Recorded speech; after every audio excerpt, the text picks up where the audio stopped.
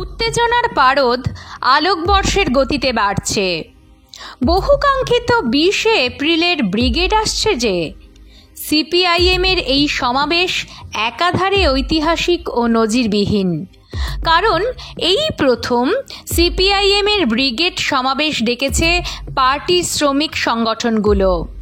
শ্রমিক, কৃষক সভা, ক্ষেত মজুরের মতো মোট 4টি সংগঠনের পক্ষ থেকে ডাকা হয়েছে এই ব্রিগেড। অতীতে যা কখনো হয়নি। কেন এমন সংগঠনের পক্ষ থেকে প্রতিরোধের ব্রিগেড নামে সমাবেশের ডাক?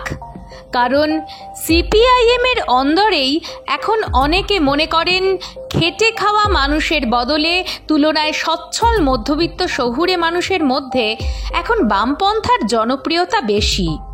তুলনায় যে খেটে খাওয়া মানুষেরা ছিলেন তাদের পার্টির প্রাণ, সেই নীতি বাস্তবে অনেকটা সরে এসেছে সিপিআইএমে। সেই ভাবমূর্তি ফেরাতেই ঐতিহাসিক এই ব্রিগেডের ডাক।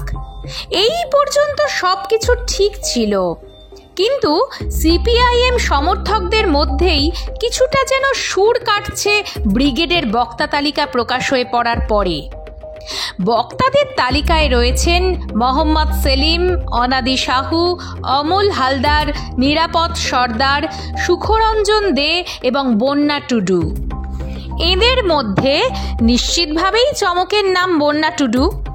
একেবারে খেটে খাওয়া সম্প্রদায় থেকে উঠে আসা মুখ বন্যা। লড়াকু নেত্রী, কথায় সহজিয়া টান। যেভাবে একবার ব্রিগেডে আদিবাসী দেবলীনা হেমব্রমকে বক্তা করে চমকে দিয়েছিল সিপিআইএম, সেভাবেই ব্রিগেডের সেরা চমক বন্যা। এত কিছুর পরেও যেন বক্তা তালিকা খোদ সিপিআইএম সমর্থকদের মধ্যে 16 কলা পূর্ণের বার্তা দিচ্ছে না। কেন? কারণ বক্তা তালিকায় মীনাক্ষী মুখার্জির নাম না থাকায় লাল পার্টির সমর্থকদের একাংশের মধ্যে হতাশা তৈরি হয়েছে। সাম্প্রতিককালে প্রশ্নাতীতভাবেই মীনাক্ষী সিপিআইএমের জনপ্রিয়তম মুখ। তা না হলে সবচেয়ে কম বয়সী সদস্য হিসেবে কেন্দ্রীয় কমিটিতে তার জায়গা হয় না। বামফ্রন্ট চেয়ারম্যান বিমান বসু নিজে মীনাক্ষীকে ক্যাপ্টেন বলে ঘোষণা করেছেন। তারপরেও কেন নজিরবিহীনভাবে হতে চলা ব্রিগেডের বক্তা তালিকায় নেই মীনাক্ষী? সেই প্রশ্ন জেরবার করছে আলিমুদ্দিন স্ট্রিটের নেতৃত্বকে। ঢাক ঢাক গুড়গুড় নয়, সিপিআইএম ওয়েস্ট বেঙ্গলের অফিসিয়াল ফেসবুক পেজে যেখানে ব্রিগেডে যোগ দেওয়ার ডাক দেওয়া হয়েছে, সেখানেও মীনাক্ষীকে বক্তা হিসেবে না পেয়ে অনেকে মন্তব্য করেছেন।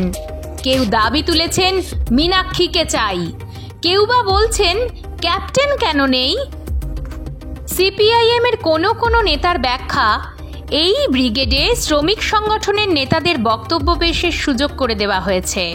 তবে পাল্টা বক্তব্য ভেসে আসছে মীনাক্ষীকে নিয়ে। অনেকেই বলছেন মীনাক্ষীও তো খেটে খাওয়া মানুষের প্রতিনিধি, তাদের কথাই তো ফুটে ওঠে যুবনেত্রীর গলায়।